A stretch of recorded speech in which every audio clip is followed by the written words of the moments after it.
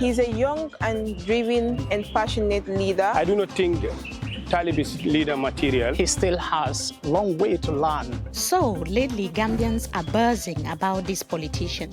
He's stirred up political currents and speculation is mounting that he is aiming for the nation's highest office. And he has become a force to reckon with, especially after quitting the UDP, Gambia's main opposition. But is he a presidential material? I don't hide it. It would be an honor and privilege to serve my country as president of the nation. But I'm not desperate to be president, and I would not just do anything to be president. I want to be president in the right way. Well, he's been accused of attempting to fracture the opposition ahead of the 2026 elections in the Gambia. So can Gambians truly trust his intentions? Especially after quitting the party that propelled his political career. So is he a betrayer? I don't believe it's betrayal at all. Betrayal would mean leaving an opposition party for your personal interest, and mostly it means to join government. One thing we know for sure is that he has not joined the government, but he has launched a political movement sending shockwaves through the Gambia's political landscape. Exactly, and that's why we have him on today's show. My name is Mimi Mefoneu. Welcome to Under the Baobab. And my name is George Okachi. On this show, we make Africa's complex stories personal. And we do so every Friday of the week. We sit down with policymakers, politicians, and African leaders to talk about some of the issues affecting Africa. So please subscribe. We see a lot of people, George, watching, and you go without subscribing. Please encourage us and subscribe. Yeah, definitely. And those who are already participating and part of the community, much appreciated. So today we speak with Talib Ahmed Bensouda, a politician and the mayor of the Gambia largest municipal council, Kanifing. He was formerly an official within the main opposition, the United Democratic Party. That's right, George. But after being denied the chance to contest as the opposition's presidential candidate for the 2026 presidential election in the Gambia, he actually broke ranks. Yes. Resigned. Yes. From the party. And this caused a stir in the Gambia. We heard about the stories that were emerging and the upheaval within the opposition. Some people also threatening to come out of the opposition. Right. So, and not just that, he's also capturing a lot of attention because he's actually created a political movement. It's called Unite Movement for Change. It's an initiative. He says it's a movement. He also calls it an initiative. But he says that it's aimed at uniting the people of the Gambia. Yeah, and Mimi, political movements have always, herald transformation. And to many people, transformation is change, and change meaning regime change from one president to the other. Right. So today we will be delving into this movement more and get to know what Talib's intentions are. So yes, Talib is always seen as the political protege or the godson, political godson of Ousainou Darboe, who is leader of the opposition party, the UDP, and saying that he wanted to contest against his own political mentor. It's like you're trying to bite the finger that fed you. Okay, and of course, fitting into your father's shoe, and I don't see a problem with that anyway. And of course, tell you what, this move has caused a political ripple within the opposition who think that this, resignation and him starting a new movement is a bit to weaken the opposition ahead of the election and would give the ruling party an easy lead in the upcoming election. So I asked Talib directly, why betray the party that made you who you are? First of all, I didn't quit the opposition. I'm still in the opposition. If I quit the opposition, I'd be joining government. I'm not joining government. What I'm doing is more difficult than staying in an established party. Secondly, it's not a matter of trust because it's the same leader who founded the party who wishes to continue and lead the party. So it was not a matter of trust. And in fact, because of his desire to continue, is that's why I withdrew. We were certainly hoping that he would step aside after 30 years to allow for new life, to allow for new leadership. And I think this is the reason, basically, I decided to leave. I want a party that allows for innovation and evolution. And I believe having a new platform is something that is best to speak to the needs of Gambians. But Some supporters see this as betrayal, and how do you live with that as a politician? Well, my conscience is clear. I don't believe it's betrayal at all. Betrayal would mean leaving an opposition party for your personal interest, whether that is to receive some sort of financial incentive or to receive a position that propels you to higher office. Both I haven't done. I have done the brave and courageous thing, is that I have a difference in point of view, and I've set out on my own to initiate something for all Gambians. And it's just not me.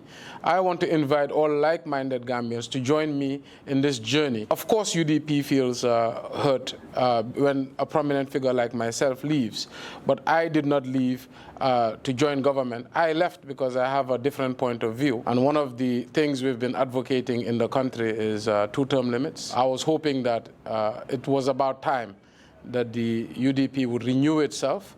And of course, I wanted to lead that change. That's why I applied to be the flag bearer. But, you know, given the reaction and given how we've seen party militants deal with the matter, it was evident to me that they were not ready for the kind of change I wanted to see. Also, Gambia is now 70% below the age of 40. It's a youthful population, just like the rest of Africa.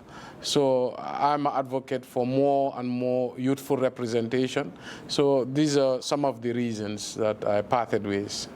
So Talib is insisting that term limits should also apply within the ranks of opposition. Something that I'm grappling to understand, Mimi, because across Africa, the model only applies within people who've already been in power. In power, yes. And not the opposition who are seeking to join power. But that's the only way to convince the people that you can do better.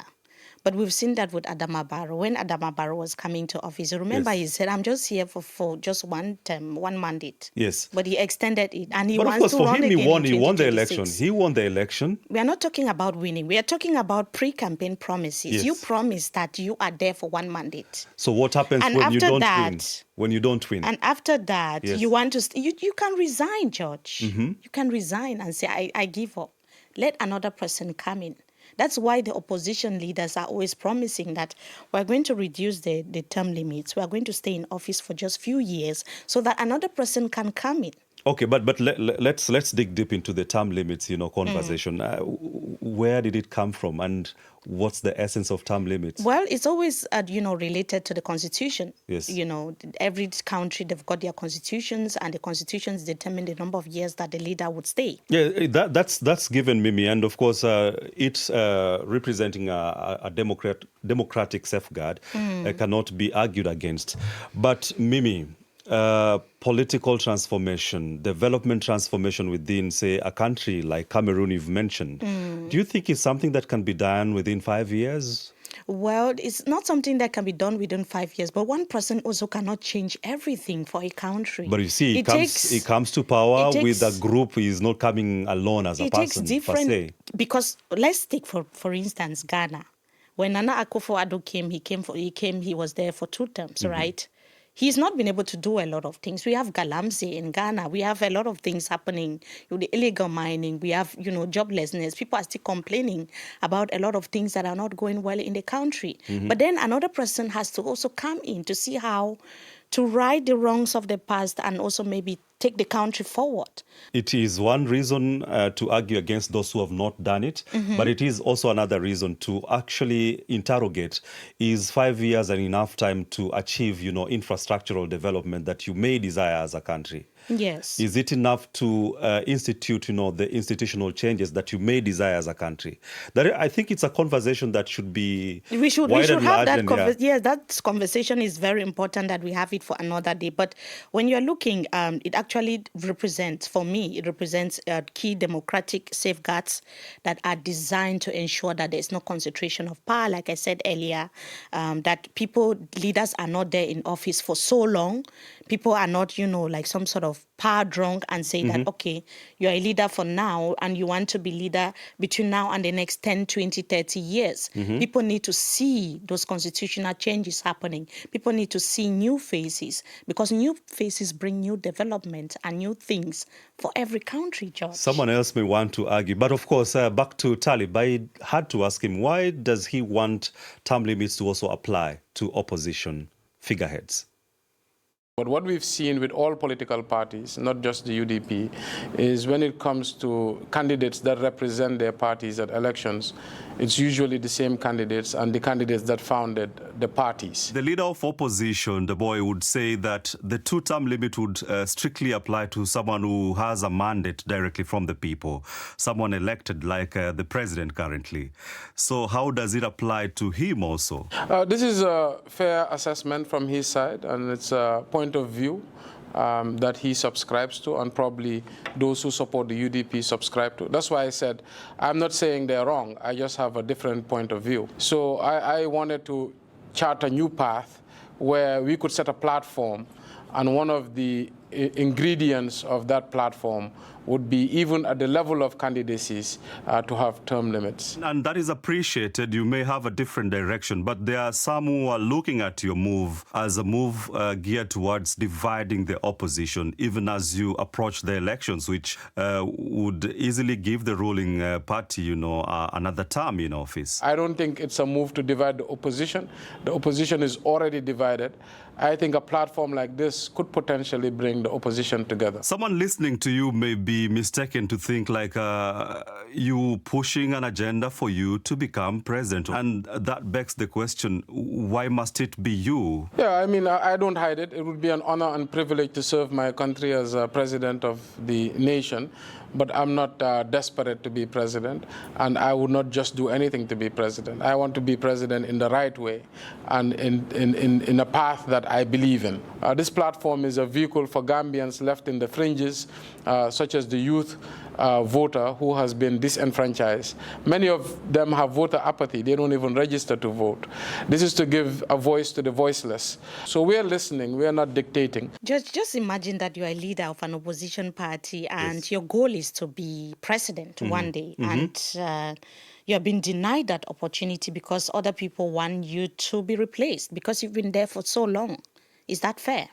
I mean, for people like Talib, they think it is fair if you stand for an election and you're not able to bring, the cows back home, then it's better for you to give way to other people who can also equally contest and perhaps help the party to win. Like we see, it's happening in other parts of Africa where you see opposition party leaders have been asked, to be replaced so that things maybe you could be voted or another person else could be voted. But with the case of the Gambia, Talib is actually saying that is the only way for the opposition to move ahead was for him to move away from the UDP and create this initiative. Absolutely. I mean, leaders like Talib don't just form movement for the sake of it. I'm sure this is something that will be used as, something to propel him to presidency. But he says that I am not seeking, I mean, it could be cautiously treading that way. I don't want to lead the country. Yeah, maybe for political reasons.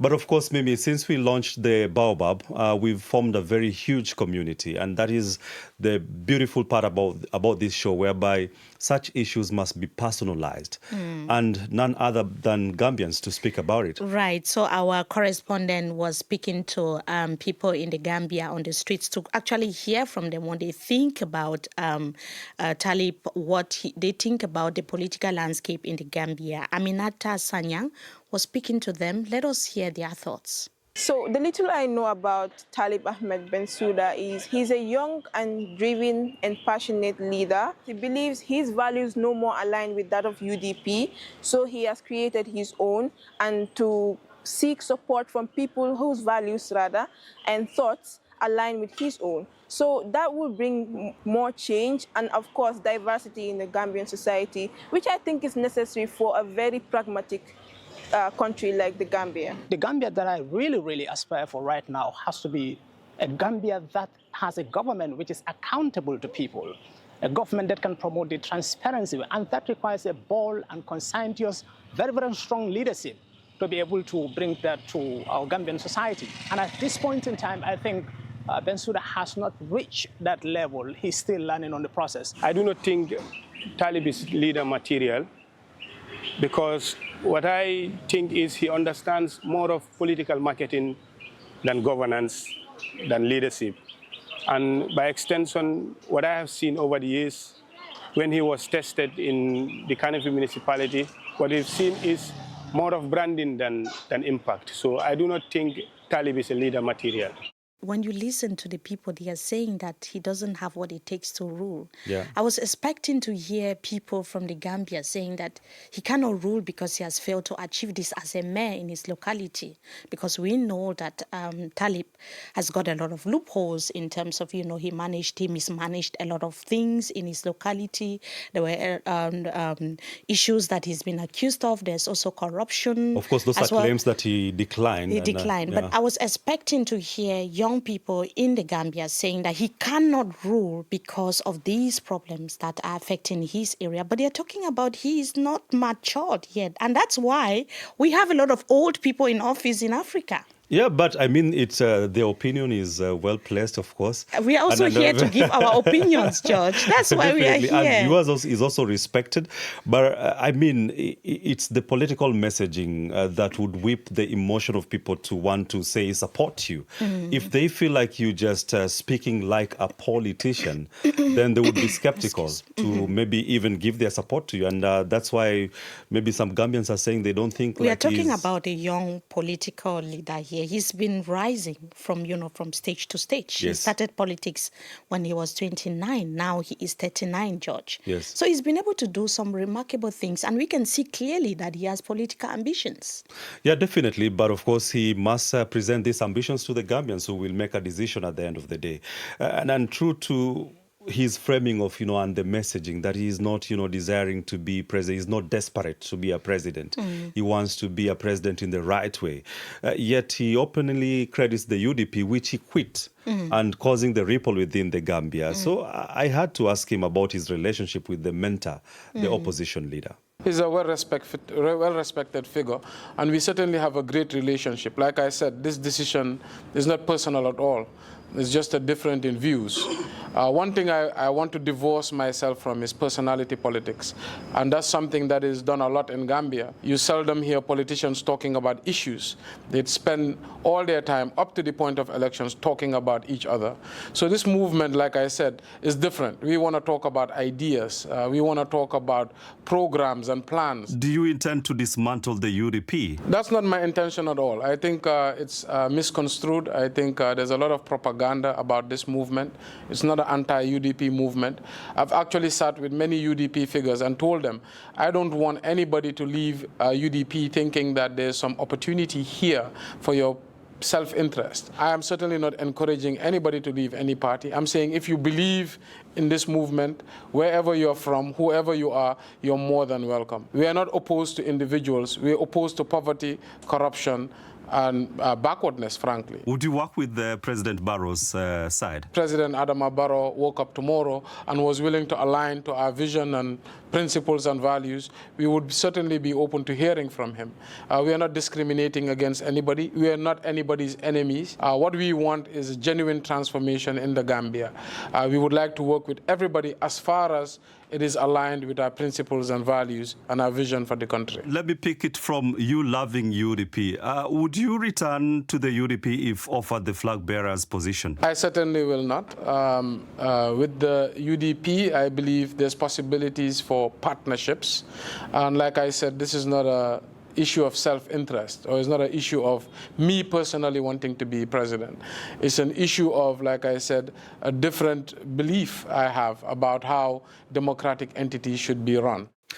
Democratic entity should be run. Let's now talk about the Unite Movement for Change, which is now fronting, and reports describe it as a youth-driven initiative, Mimi, Right. addressing the Gambia's socio-economic issues and political changes, both at home and diaspora.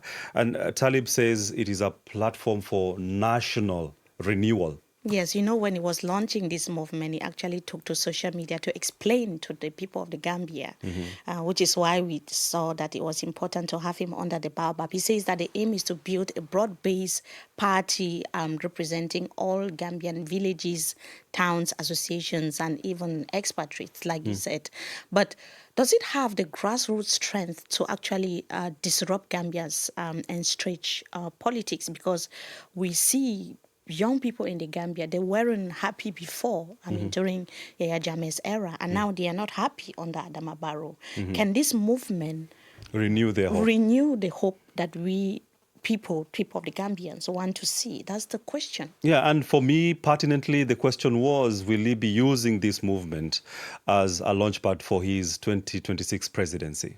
I really want to divorce from building personal vehicles to propel oneself to presidency. Of course, I've said very clearly that it's a movement with the intention of eventually turning into a political party. But I want to learn from all the mistakes of how political parties have been set up in most African countries, especially Gambia, where it's about self-perpetuation, it's about basically realizing one's ambition. My desire is not that. My desire is to build political infrastructure that speaks to the needs of the people and that allows for innovation and transformation. And all this can only be realized if you are in power, definitely, right? And with less than 1 year to the election, what is the strategy of this movement to help you unseat President Adama Barrow? Many would make the mistake if they think this movement is just being set up just to win the 2026 election. That is not our goal.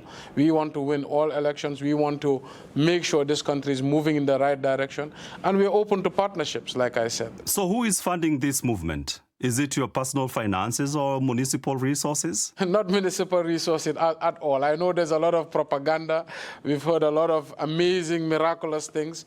This movement is being funded by the founders of the movement. And Talib, you'll appreciate the reason why I've asked you that question is that critics argue that politicians like you often use public resources to fund private ventures. How will you ensure this does not happen with this movement? Well, I've structured the municipal council since I came to avoid to differentiate between politics and administration and to safeguard all council resources against the whims of politicians. But then again, I also, I'm not that type of person. I don't believe that one should exploit state resources to invest in one's political entity, and we will do that advocacy.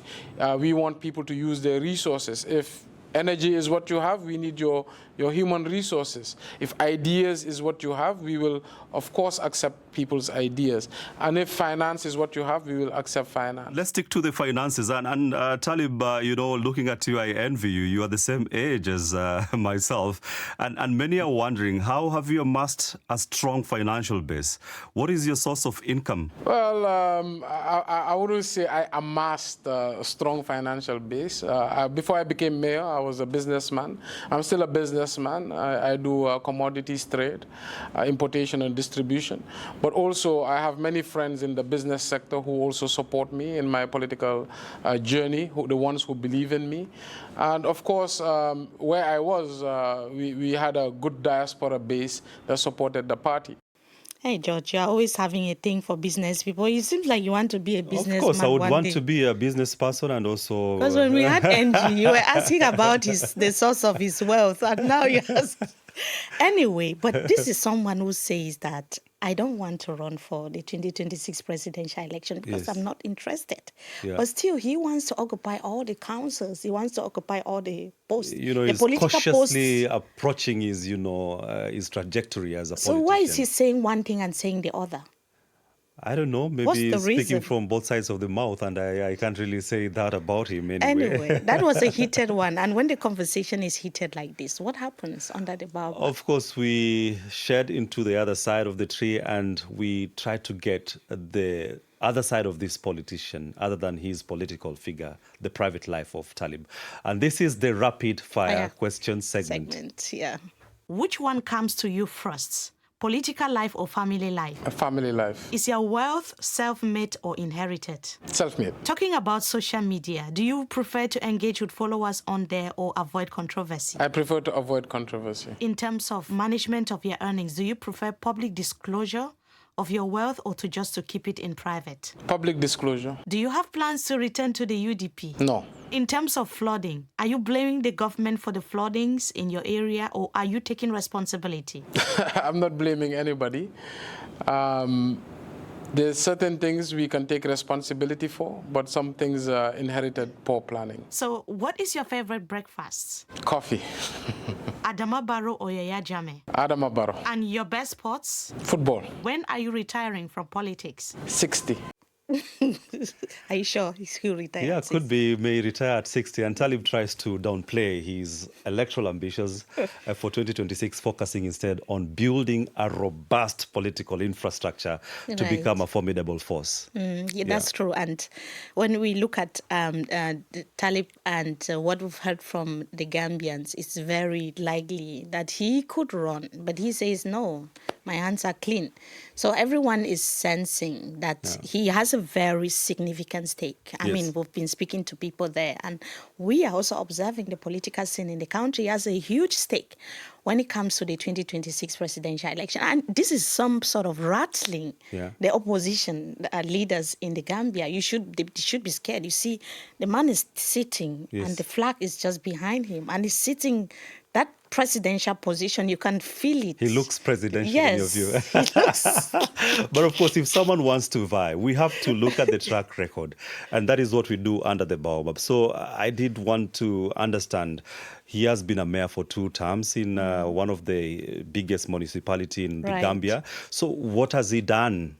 That is the question I was asking him. Those who know Gambia very well know we had a political dispensation that was based on dictatorship. And the council that I am leading now was one of the platforms that former government used to propel party politics. There was no accountability, checks or balances. Council resources were used for political means and staff were appointed on political basis. We've changed that. We've had a transformation of the municipality. Instead of a political entity, it's a service-driven institution. So the culture has changed. Alongside that, of course, with tangible achievements, we've built a lot. We've built the first comprehensive waste management system in the history of the Gambia, where now residents experience daily waste collection at their doorstep. I think my leadership has spoken for itself, but I can't claim to have done it alone. It was teamwork. Let's talk about the waste management, which I mean is the hallmark of your success, and you've already attributed to that. But the municipality manages the country's largest dump site, located dangerously close to schools and health centers. And despite promises over the years, why has a safe and sustainable solution not been implemented? We've promised that our intention is to close it and to find a sustainable solution. And we have. KMC has promoted a project through the European Investment Bank to the tune of 50 million euros, where it would be a sustainable waste management solution for the entire Greater Banjul area involving Banjul City Council and Birkama Area Council. But KMC was the promoter. That project has been endorsed, feasibility studies have concluded, and in 2027, the closure of the Bakote dump site would commence as per the project documentation. What would be your evaluation of President Adama Barrow's government so far? President Adama Barrow was largely elected to bring about reforms in governance, be it the Constitutional Reform Commission, be it civil service reform, security sector reform, and of course we've had the TRRC and the Jane Commission, of which findings were never implemented. So in terms of reform, I think he's performed very poorly. Although we've seen some improvements in infrastructure here and there, I think Gambians largely agree that the country could have been much further, especially in terms of healthcare, employment, education, etc. And there must be a 2-term limit. We believe that President Adama Barrow should not go for a 3rd term because we believe that is one of the number 1 reasons Gambians voted him in. Today, we actually explored, we looked at, Talib's political journey, what he's been able to achieve. We also questioned, some of the things that the people in the Gambia are saying, change, transparency, a new solution, persistent socio-economic challenges that are plaguing the Gambia at the moment. But also for Africa political enthusiasts, Talib's story highlights key themes that are central to people's hearts. And we're talking about youth employment, the challenge of navigating entrenched political systems, and the promotion of inclusive movements in diverse societies. So if you want to be part of honest conversations like this, insightful conversations like this, please make sure that you subscribe to Under the Baobab or DW Africa, our YouTube page on Yes. And also, there are also places where you can follow Under the Baobab. Yes, you can find us on Spotify, Apple Podcasts, and right here on DW Africa's YouTube page. My name is Jojo Kachi. Until next time, Thank you for watching. And my name is Mimi Mefoneu. Bye.